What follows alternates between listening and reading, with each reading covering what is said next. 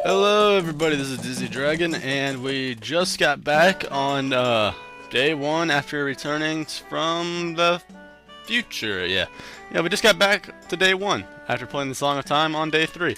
So anyway, the first thing we're gonna do before we even think about doing anything else is play this all important song that I'll be using multiple times in the LP.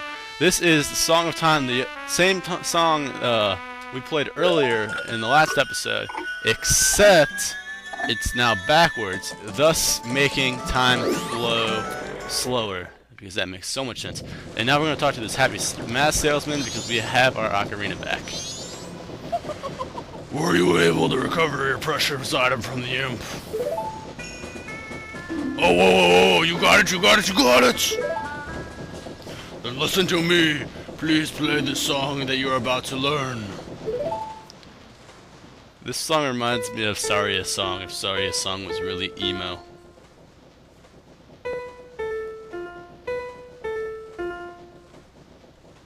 I do like this song though.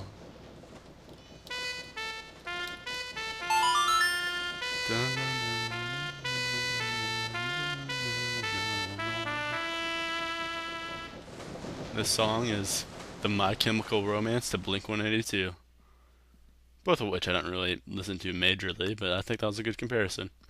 And now Link has gotten over his fear of all the Deku scrubs he's killed in his past. And his face fell off! And he grew into a human! Or he just turned back to normal. I'm not really sure. This melody heals all evil masks and turns troubled spirits into masks. Which means I killed Mario! Or it might just be a cameo. Oh yes, that mask is a commemoration of this day. Fear not, the magic has been drained and sealed in the mask. Now when you wear it, you can be able to transform at will. Isn't that amazing? And you got the Deku mask. Press start to equip, blah blah blah. Use all those buttons that aren't on your controller. Now I've fulfilled my promise. Give me what is mine.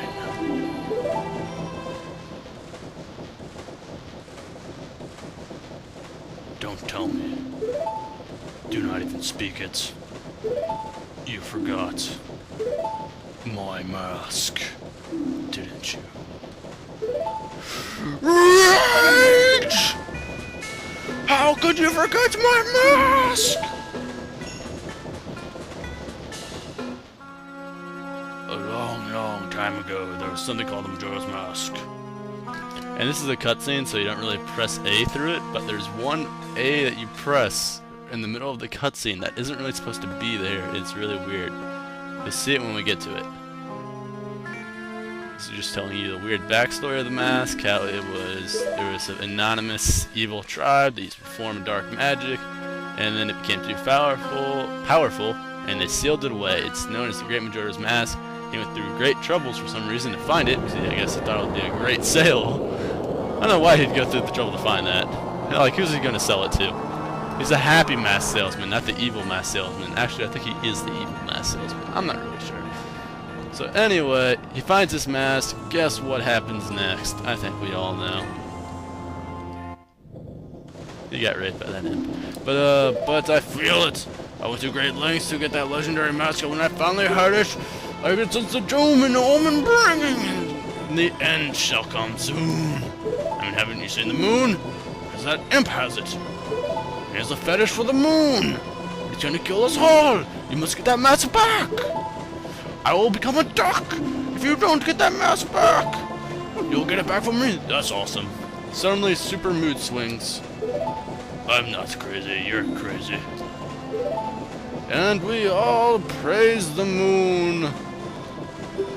Believe in your strength, son. Oh, I'm done doing that guy's voice. For now, anyway. And that mask, the skull kid uses the power to do evil, terrible things. Well, whatever. It takes... I can't read. The swamp, the mountains, the ocean, the canyons, what Tail was trying to tell us, but he was too slow to tell us about. I bet he was referring to the 4 areas outside of Clock Town. I can really understand my retarded brother. I mean, my slow brother. The R word's an ad word. We don't use that anymore. He always skips important stuff because he forgets. If we go through that gate straight ahead, we'll head to the swamp. I'm not telling us what to do. Notice the dog doesn't mind us now because we're not a nasty Deku. Minor racism. Alright, so we're going to be doing a few things. Actually, the next couple episodes, actually this episode and probably the next episode, maybe a little bit of the next episode after that. I'm not really sure how long this will take. But basically what I'm going to do... Rage. Put that mask back on, we're Deku again. Just because it's easier to pick up this fairy. Just like that. Because we need this fairy for later. In this first cycle, this first real cycle, I'm going to be doing as much as I possibly can before starting the next first real area and continuing the story. So, I am just going to be just doing non-stop, like just picking up heart containers and masks and things like that and getting stuff done. That's just going to include a lot of stuff. And then after that, I plan on continuing the story, and yeah, that's my plan so far. The one major thing that well, actually two major things that I'm going to semi-ignore for a while,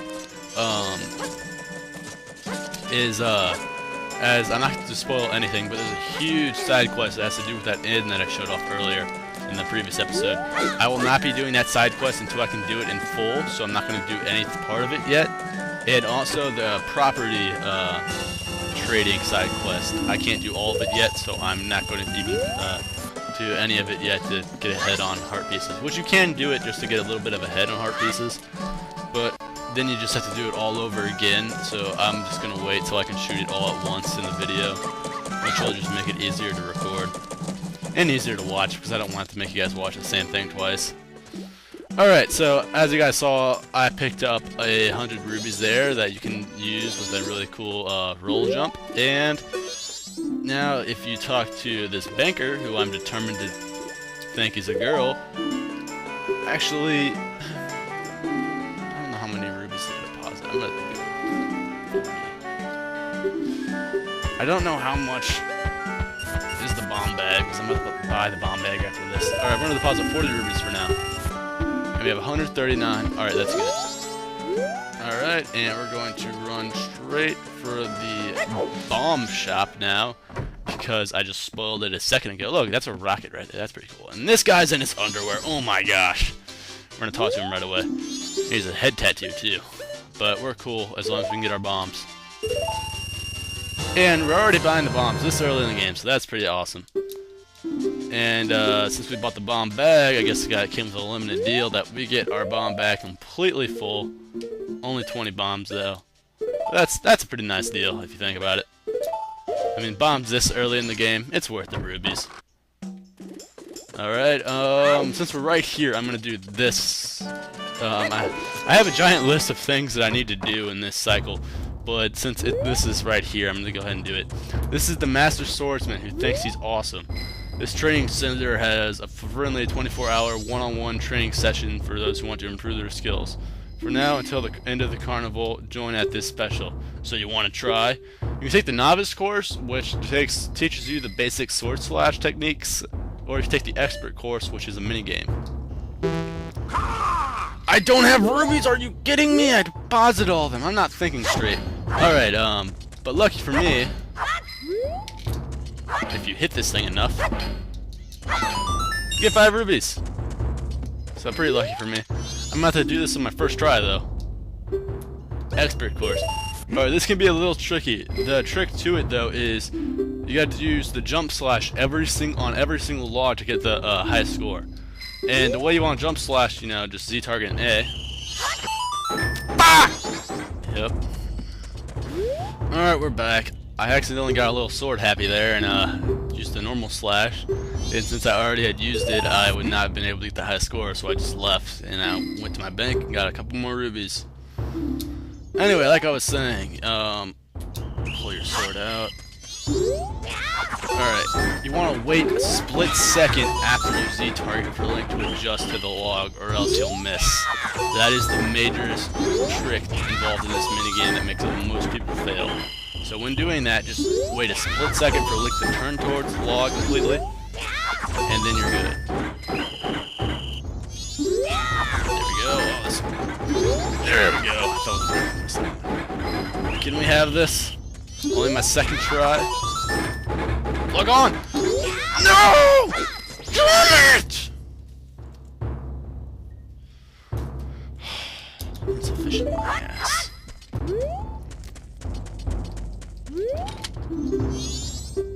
No, not the novice course!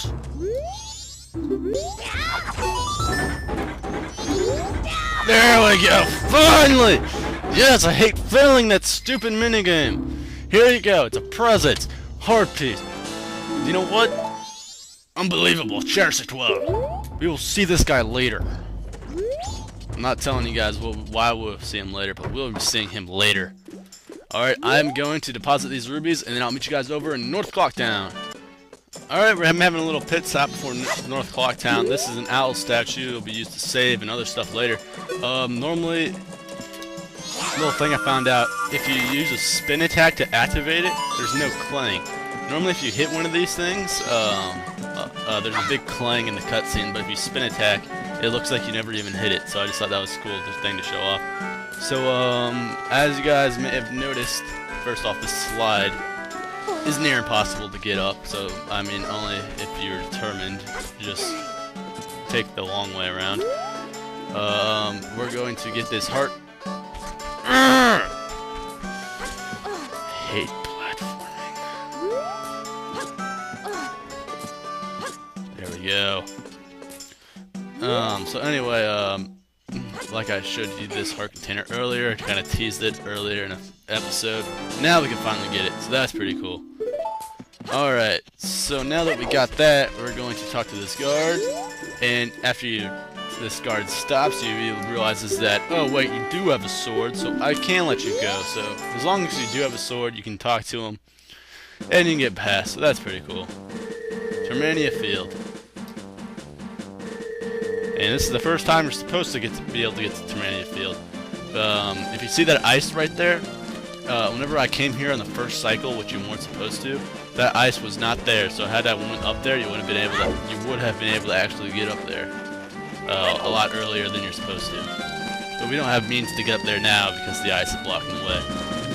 I'm gonna just keep on collecting things, a couple little more secrets around Termania Field. Right now, there's a couple of big dodongos here that we need to take out. Oh, fire. We just going to want to use some bombs here because these guys have a lot of health, and their fire and their little tail spin attack can really cause you some trouble, especially if you don't have very much health altogether, which we do not at this point in the game. That one extra heart really does help though.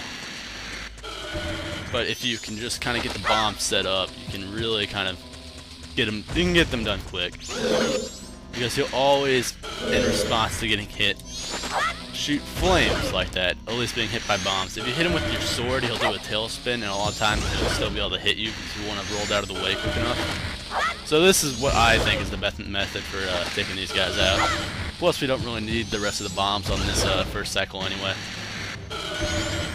And I haven't explained this yet, but once we go back in time, again, because that's what this game's all about, like anything like bombs, you know, or rubies that you haven't deposited, will all be wasted because they'll all disappear by the time you go back. So that's why you gotta deposit your rubies that you have left over.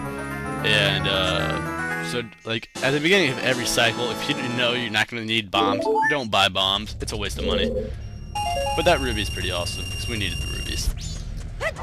Alright, now we're going to run to this way. I think this is the shorter way. I'm not quite sure. We're going to be running around Termania Field a little bit. Nice little time to show off Termania Field. This is the mountain region. over yonder is the beach, and this way is Akanya Canyon, which is the last area in the game, so we won't be going there till much later. But ironically, there's that telescope right there, which is pointed at the clock town, which is kind of weird. Normally you can't get away with having a telescope pointing directly towards a city, because people think you're kind of a perv if you do. But I guess this guy can get away with it, even though he is a creepy old man. And right over there, see that volcano? You never actually get to go to that volcano. You get to go to an area near the volcano, but you never actually get to go to that volcano. So that volcano is just to be cool in the distance. There's actually two different areas over in this direction. There's the one we're about to go to in a second, and then there's another one which is some more side stuff. That there's actually a required thing over there too that you won't get to until much later. Right now we're gonna hit this cutscene real quick. We're not going to the new area quite yet, but I want to get this cutscene out of the way because it's long